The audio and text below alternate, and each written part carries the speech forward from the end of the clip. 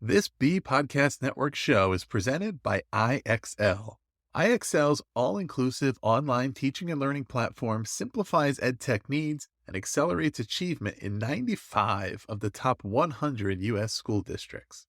IXL delivers personalized learning across a comprehensive pre-K to 12 curriculum, including math, language arts, science, and social studies, and it helps you assess student performance through actionable real-time insights at every level of your school or district. This one solution performs work that typically requires dozens of different tools. Want to find out why so many leading districts trust IXL? Visit ixl.com/BE. That's ixl.com/BE. We're proud to be sponsored by MyFlex Learning. MyFlex Learning is a scheduling platform that helps middle and high schools meet the individual needs of all students. Schools can easily create and manage time for flex blocks, win time, activity periods, RTI, counselor and teacher appointments, and much more. And with its built-in accountability tool and reporting features, MyFlex Learning solves your challenges around getting kids where they need to be and understanding how flex time is spent. Make your flex time work for you. Visit myflexlearning.com/BE to learn more and receive $500 off the first year. That's myflexlearning.com/BE. Welcome, everybody. You are listening once again to the Authority Podcast on the B Podcast Network. I'm Ross Romano, and my guest today is Matthew Taylor, who currently leads the Noble Story Group. And Matthew has extensive experience teaching in and leading schools, having worked in urban, neighborhood, urban charter, international, private, and magnet schools. His new book is called The Noble School Leader, The 5-Square Approach to Leading Schools with Emotional Intelligence. Matt, welcome to the Authority. Thanks, Ross. Great to be here. Let's start here. So our listeners heard the subtitle of the book there about leading with emotional intelligence. And so I want to start right with that term, emotional intelligence. It's something that I'm sure everybody's heard the terms, but not everybody has necessarily studied it or taken too much time to figure out what you mean by that. And so one is, can you define your perspective on emotional intelligence and where you derive that from? And then two, would you list this, if you're put on the spot, as the most important competency of a school leader in 2022 and beyond, or 2023? I'll start with the second question. I would absolutely say this is one of the most important competencies of a school leader right now. I would say now more than ever, given what's going on in the world and what's going on in our sector. I'm sure we'll come back to that, but I'll answer your other question. With a story, I discovered emotional intelligence after I had been a teacher and a principal, and then I was training principals. And it was in an executive coaching training program that was grounded in emotional intelligence, as Daniel Goleman is the author of Primal Leadership, one of the core books about emotional intelligence. And this program was grounded in his approach. And it really hit me over the head, Ross, as the missing link. I had been coaching and training principals then for a while. And the thing about emotional intelligence is there's basically 4 dimensions. One of them is self-awareness. Another is self-management. Then social awareness, relationship management, right? The self ones are about what's going on inside of us. And the social and relational are about what's going on between us and other folks in the school. And the self part was really landed with me. So for example, I used to teach a training on difficult conversations, right? And the way I would do it is I'd assign a reading from the Crucial Conversations book.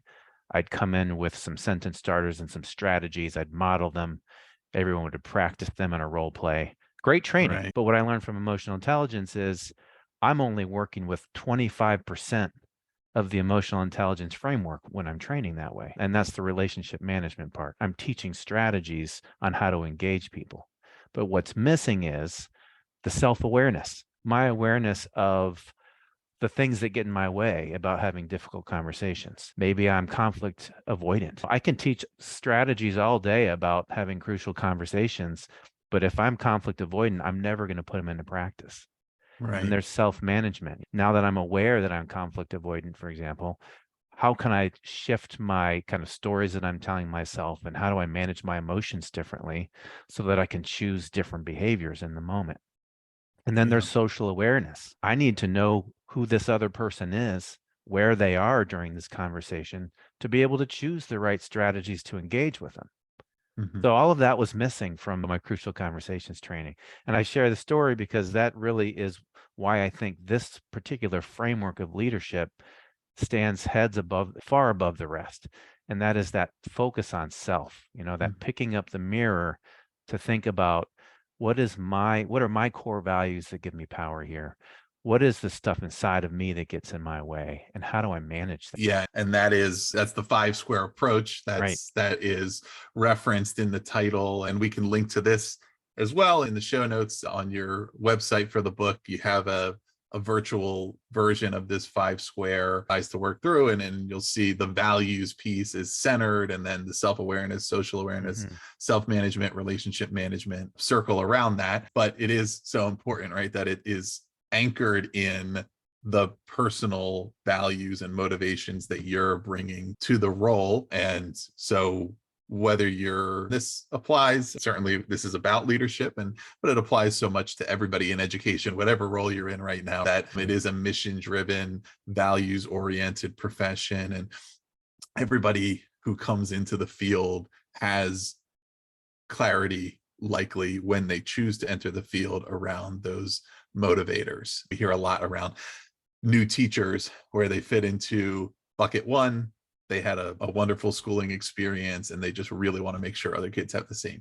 Bucket two, they had a difficult schooling experience and they want to make sure other kids don't have the same, right? And then they have things beyond that around their social awareness, their commitment to enhancing equity and all of these things. And but as we get into then the day-to-day nitty-gritty of the jobs, there's a lot of other things that obscure our initial motivations, and it's so important to go back to that personal anchor and say, okay, let me remind myself, why did I get into this? Is my trajectory right now on track? Do I feel like I'm in a situation where I'm able to do that? And then as a leader, then being able to also be aware and empathic to those around you. Am I enabling my team and my staff to be anchored in their values? You want to talk a little bit more about the five square and how those all interact with one another as you talk, about working the five square, what that sort of looks like as you go through that process? Absolutely. And what I'll add to what you just said is that learning is inherently emotional work. Mhm. And I think in our sector over the last decade or so, we've shifted towards engaging in it in increasingly technical ways, focusing on instructional approaches and less on the relational side of teaching and learning. And I think what that's caused is a bunch of us as educators being trained and growing up in the field in a way that has us entering spaces of teaching and learning, thinking about systems and structures and protocols as opposed to human beings. And so the Mhm. emotional intelligence lens kind of brings it back. And I think what I would say is balances that. And it's really all about creating the conditions for learning. So if I'm an educator walking into a classroom, I need to be aware of the ways that I might get in my own way of connecting with others. I need to be managing those. But the social awareness piece, I need to be really attuned to the people in that room, where they are, not only in their learning and their instructional needs, but where they are emotionally. How open are they to learning? How safe do they feel in that learning environment? If I don't know that, I can't differentiate essentially to meet them social emotionally where they are, to be able to bring them the appropriate amount of challenge that will provide that learning, right? In the work that we do, we talk about the core ingredients of this being connection and challenge, Right. right? Connection without challenge is enabling, but challenge without connection is unsafe and dissonant. It's great teachers, great leaders. What they do is they figure out from other people what the exact right balance of those two ingredients is for the individual or for the group to be able to accomplish the goals of learning. Liz, I try to make my fair share of sports references here, but one thing that really I think there's a correlation here between what we're talking about with the school leadership and the emotional intelligence piece and a baseball manager, right? Which it comes out a lot that particularly in that sport, that your people skills are the most important thing in to strategy and other elements, because it's every single day. There's stakes. There are different stakes in a school, but there's high stakes of its own sort. You're trying your best to be successful every day, but having days where you don't win is inevitable. And it's not just about the consistency, but the constancy of saying, okay, if I'm a teacher and I have a day where I feel like my lesson didn't go as I planned, or my students didn't do as well on this exam as I had hoped, right? It doesn't mean I'm happy about that. The same as if my team loses today, I'm not happy about it. But I also have to think, how do I remain prepared for what comes next? Because there's going to be another day and Right. another day, and you can't get too high, can't get too low. And when you say that it's an inherently emotional profession, I think that's an important point, because term emotional, right, being, it has connotations, or it's used in certain ways that it's meant negatively. This Right. person's too emotional, and it's not about that, because we all have emotions, but it's about, one, how do we express them, how do we understand our own emotions, and how do we understand the emotions of those around us. One of the pieces being, you do write about using emotional intelligence toward equity and inclusion. That's a big thing, and unfortunately there's, I think, the debate about this that's based on, in my perception, it's just a lack of really committing to an understanding of what's going on. But it's understanding that there are, when we're talking about our students and the students that we want to have successful outcomes, that there are emotional factors that influence them that they might not be totally aware of, that certainly they might not be articulating in a way that their teacher would know, if you don't commit to doing that work, into being Hmm. clued into, okay, what are all the emotions that come along with being in this environment? Right. And what are your expectations? What's your history? What's the history of your parents? And if you are coming in with an expectation that it's a negative emotional experience, even if that's below the surface, how am I aware of that, so that I am doing the things I can do to set you up for success? That's kind of part of the emotional conditions of learning. Of course, there's more to it, but why is that something that's important for school leaders to focus on? Yeah, you've said a lot about it already. There's a concept in emotional intelligence world called mirror neurons, the brain chemistry science. And the idea behind mirror neurons is when you and I walk into a room together, these mirror neurons start to dance. And my emotions affect yours. And the more power one of the people has in the room, the more they control the dance. Mm. Right. So a teacher in a classroom, there's this great poem called We Control the Weather. And that's really what it's about. The teacher in the classroom controls the emotional weather. The emotions they come in with are the emotions that happen in the room. And it's the same thing with a school leader. The school leader's emotions control the weather with adults, who then control the weather or the emotional dance with students. And if you believe that the conditions for learning are largely emotional, what the adult comes in with determines what the students live. And there's lots of research in the education field about this, or idea of the affective domain, Mhm. that the doors to learning open only when the emotional conditions that the learner requires are met. And so what great teachers do, and honestly, what emotionally intelligent leaders do, they're constantly scanning for the needs in the room and shifting to meet them.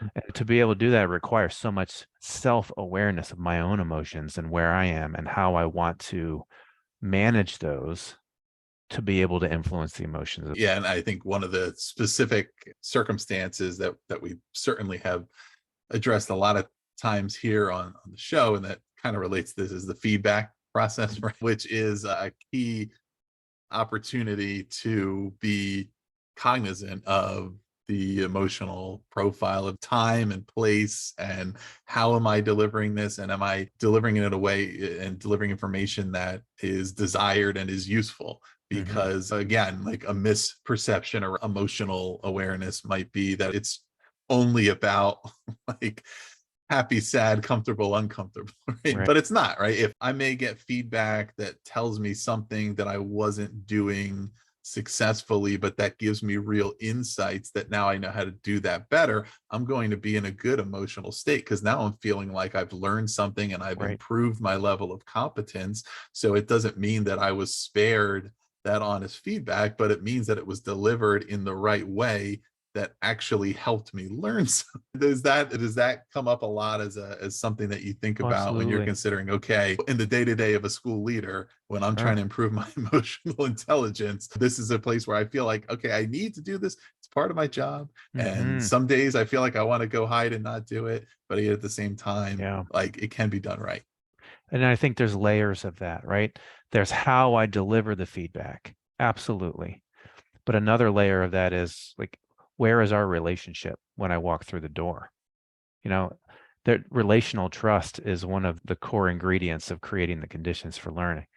So even if I kind of mess up my delivery, if you trust me, if you believe that I am invested in you and have your back and I believe you can do it, you're going to be able to hear it the right in a productive way. Right. And then another level is culture. What's the culture of learning? What's the culture of feedback? What have I as a leader done at the group level to normalize taking risks and it being okay not to be perfect all the time? So all of these things are important in that interaction. And they all connect back to emotional intelligence because they're about how am I regulating myself and showing up with the right emotional contagion? And what have I done to create the conditions for this person to be able to hear it the way I intend with a growth mindset? Yeah. And I have found that a valuable part of facilitating self-reflection is, of course, also the ability to observe and reflect on what's happening with those around us. In this case, meaning as I am thinking about the profile that I want to have as a leader, what are my values? How do I want to, what kind of relationships do I want to have with my staff? How do I want to be aware socially? One of the great sources of insights is who are leaders that I've had in the past and how do I think they handled it and how did they make me feel? I found probably more just circumstantially by virtue of who I've happened to have a lot of experience with that for me, I gain most of my best insights from I do not want to do it the way that person did it, right? That person, the way that they handled things, the way they treated me, the way they made me feel is definitely not what I would want somebody else to feel. So let me figure out how to do that differently. Of course, it can be the opposite, but if you found in for yourself or for those you've worked with some kind of strategy for being able to pick up from, okay, a lot of times we think about it in this terms of reading a book, right? Or learning from, okay, here's 5 ways to do this, but without having that context of saying, when I was in these shoes and this is how it affected me, that it is personal. There is no one right way to be a good leader. So it is thinking about how do those dynamics play out and thinking about what do I want to avoid? Yeah. No, describe this work as being below the surface and Mhm. deeply personal. And you're starting to talk about that because really the core question for the leader is, what do you believe it means to be a leader? Right. What are the narratives that you tell yourself about what it means to be a leader? And some of it comes from bad experiences we've had. I don't want to be that way. Some of it's from good experiences. I want to, this leaders are supposed to do this. Some of it comes from the culture, right? Leaders are supposed to be this. And, what I do in coaching and these trainings for emotional intelligence with self-awareness, so I boil it down to this question: what's your standard and what's your stuff? And how do you know in any given situation whether you're leading from your standard or your stuff? And by standard, I mean, what are your values in context? When you're in the challenging moment, how aware of where your core values really are and how they're showing up? And how aware are you of what we call self-limiting mindsets, the self-limiting narratives about leadership that get in your way? And so the goal of this emotional intelligence work, like one of the biggest goals is helping people become aware of, here are my core values in these situations that I want to lead into and live into. Mhm. And here are the narratives I'm telling myself that get in my way and lead to behaviors I want to stop, Yeah. which leads to that self-management point of, now that I'm becoming aware of this, I want to change these narratives because we always have a choice about what we're telling ourselves. I want to change this narrative and replace it with this one. And over time, with deliberate focus in the moment, if I can make myself do that, make that choice, I literally build new neural superhighways in my brain and change what I used to think was a fixed trait about myself. And so you referenced the 7 self-limiting mindsets. So it's for listeners in the book is really structured around that 5 square approach that we talked about earlier, and then applying that approach to these 7 self-limiting mindsets and thinking through them, reflecting on them, and thinking about, okay, does this one apply to me? And certainly all 7 won't apply to everybody, but everybody will have 1 or 2 that they struggle with a little more. A few of those are transactional leader, imposter, implementer. We can't go in detail through all 7, but to talk about those a little bit in particular, are there a couple that stand out as challenging leaders more at different stages of are there a couple that when somebody's brand new to administration, they Sure. struggle with the most versus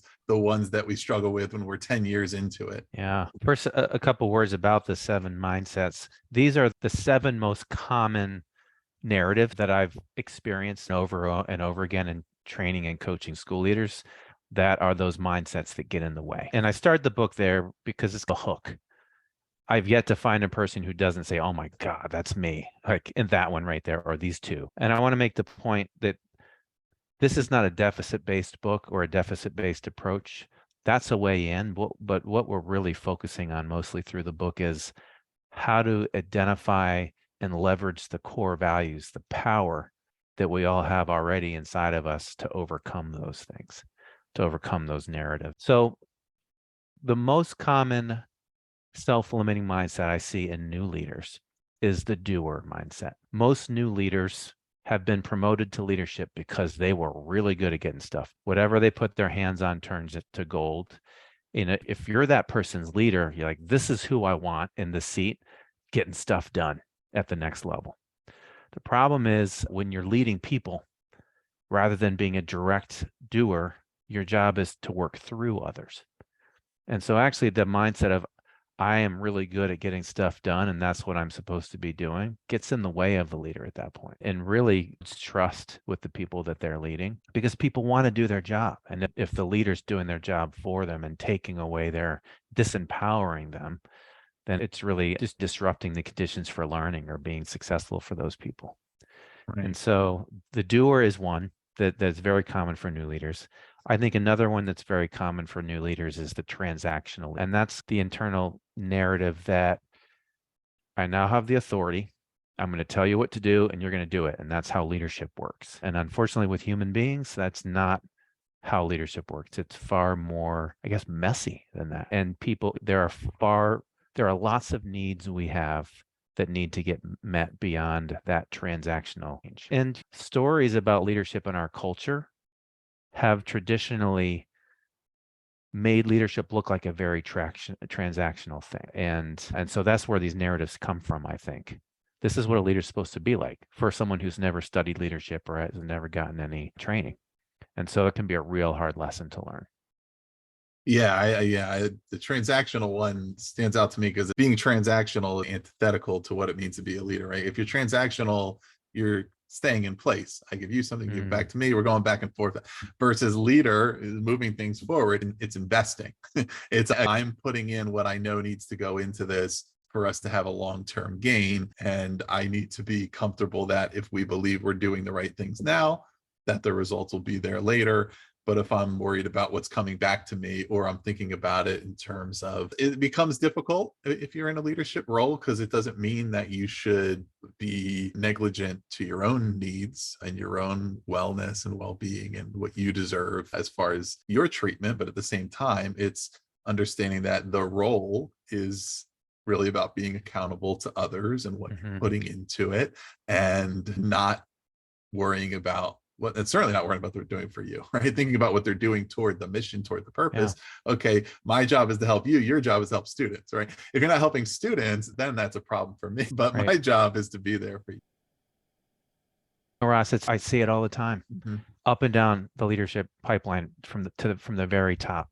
And I think it's because A lot of people are really good at the technical aspects of the job. Mm. Let's say I've been an academic dean or I've been an instructional coach. Suddenly I'm a people leader, like I'm a building leader. As an instructional coach, I was very focused on technical. And so that's what leadership has meant to me. And so I go into the top role now thinking people are going to execute their technical skills. I'm going to guide them. I'm going to tell them when they're not doing it well enough and show them how to do it better and hold them accountable. And that's leadership. When in fact, that's not, as you were talking about, there's so much more to it.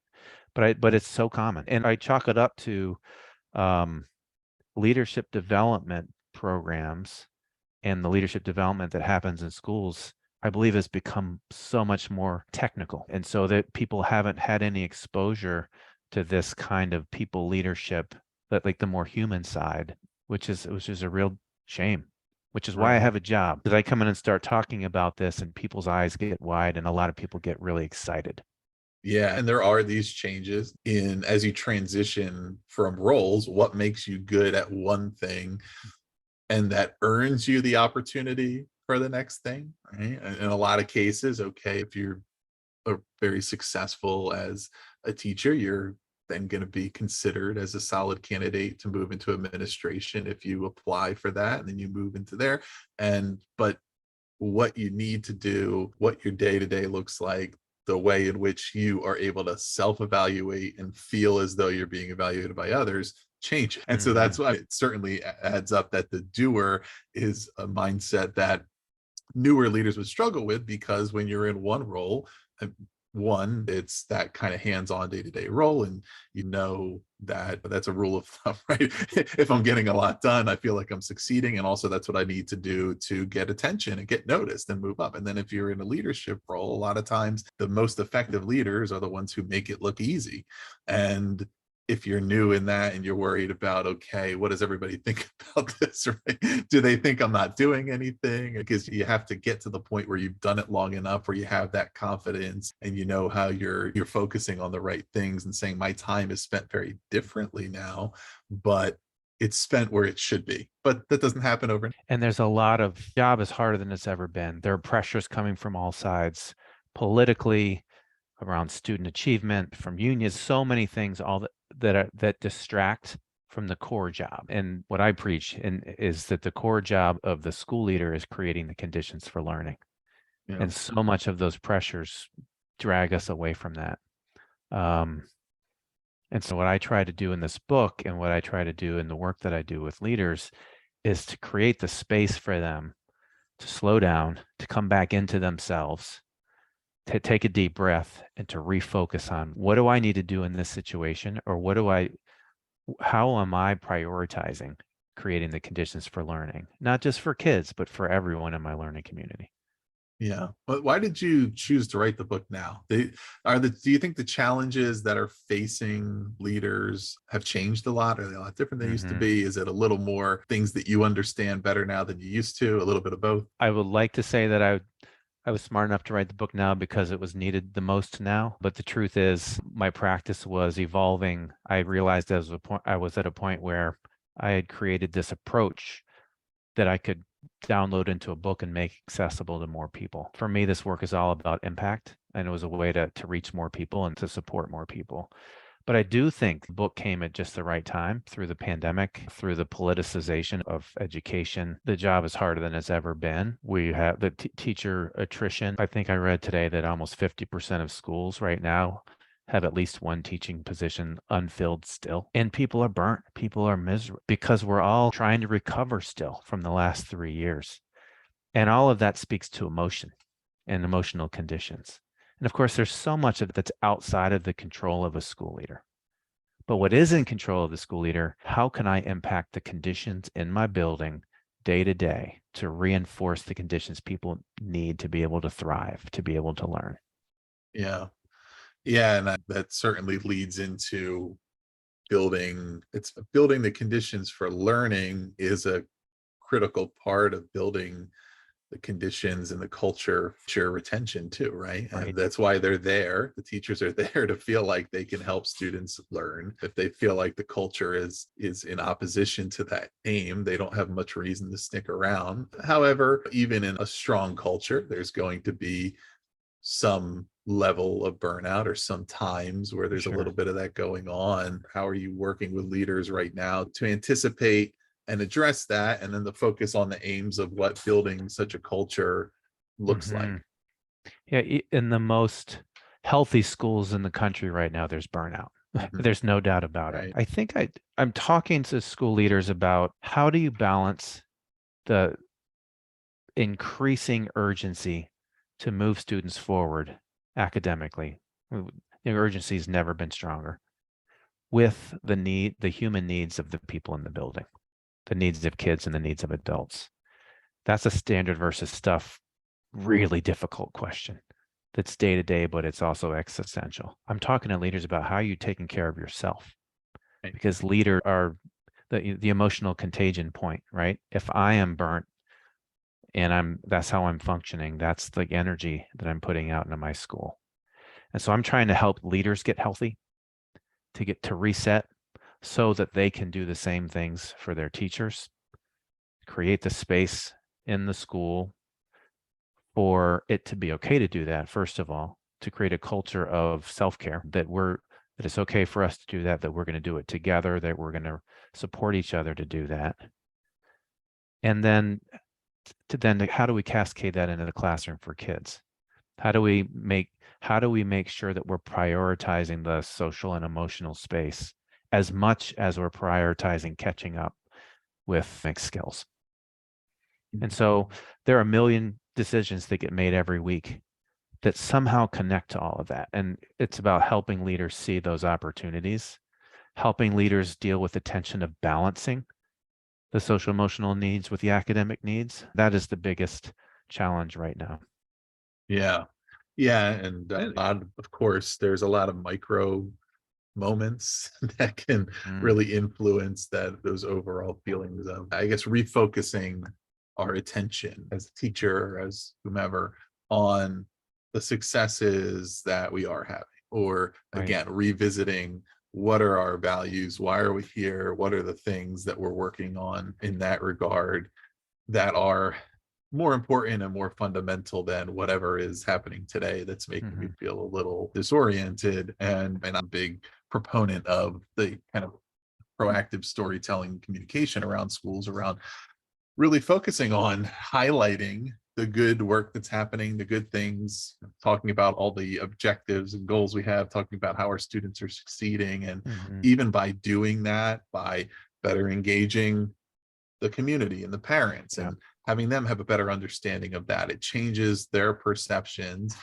which then is going to really change the feeling teacher has, particularly a lot of teachers in this current um, climate of burnout and politicization and all these things that make them feel like, Sure. okay, the default is people are feeling negatively towards me. Now how can we shift that? That again, that comes back to my emotional state. Do I feel as though I am supported? Do I feel like my good work is recognized? Do I feel like my commitment, the commitment I made to being in this work, is something that I only know about myself, or does anybody else recognize that? Yeah. You're talking to what keeps people in a job, right? I would add to that, do I feel like I'm growing? And do I see myself at least on the path to living the life I want to live as a human being? So these are the things I think as a school leader that are important to be focusing on if I want to keep my teachers, but also if I want them to be creating the conditions for students. And you talked a minute ago about the power of story, the power of the common narrative. I'm right with you on that, Ross. Leaders have the ability and the power to create the story, to create the common narrative. And there's certainly, when I've seen leaders who do this really well, be able to shift the emotional reality in a school. A big piece of that right now, too, I think, is short-term focus versus long-term focus. Like the short-term focus is if we're only focused on what can we do this year to move the needle on academic achievement, it's going to be incredibly stressful. If we can focus more long term, how can we, over a period of years, try to like rebuild and move kids forward? I think it's more realistic. Yeah. And it can be a healthier, more energizing. Yeah, absolutely. Matt, we referenced earlier the virtual 5 square Mhm. exercise you have on the website. So I want to close with that. As far as next steps for our listeners, if they want to go and check that out, we'll put the link. It's noblestorygroup.com/book. But you can check that out. It's in a Google Doc that you can copy. And is that a good starting point maybe for a listener as they're Absolutely. maybe getting ready to dig into the book? What I would say is if you're a leader who wants to work on some of these kinds of emotional intelligence competencies with your team, or if you're a teacher who wants to like work on yourself, this this worksheet essentially captures all of the coaching questions that I would ask you in each one of these dimensions we've been talking about. And it's a space for you to reflect, to build new awareness for yourself about what you may not be aware of, about your narratives that might be getting in the way, to develop new self-management strategies independently, to do that social awareness perspective taking on your biggest challenges, and to think through how do I engage people in this really difficult challenge. And you can download an unlimited number of these worksheets that you can use over time. You can apply them to your big challenge of the moment, or you can use it to build, here's a learning plan for myself to shift and to grow in ways that I want to grow. Absolutely. Yeah. So yeah, listeners, check that out. We'll put the link below, but it's noblestorygroup.com/book. And you can learn about this. You can learn more about the book, The Noble School Leader, and how you can order it as well. And just work through your own awareness of emotional intelligence and what you want to bring to your school. Even if it's something that you feel like you're doing well, it always helps us to know a little more and to be able to articulate the type of leader we want to be, the areas that we're focusing on. And it helps you, of course, to be a better leader to others who want to refine their own approach when you can help them to understand it as well. Check that out. And also, please do subscribe to the Authority Podcast for more author interviews like this one, or visit bpodcast.network to learn about all of our shows. Matt Taylor, thank you so much for being on the show. Ross, thanks for having me. This has been a lot of fun. Do you want to simplify your school's technology, save teachers time, and improve students' performance on state assessments? You can do it all, but don't waste another minute. Head straight to ixl.com/BE to learn how IXL's research-proven teaching and learning platform can help you achieve all of these goals. That's ixl.com/BE.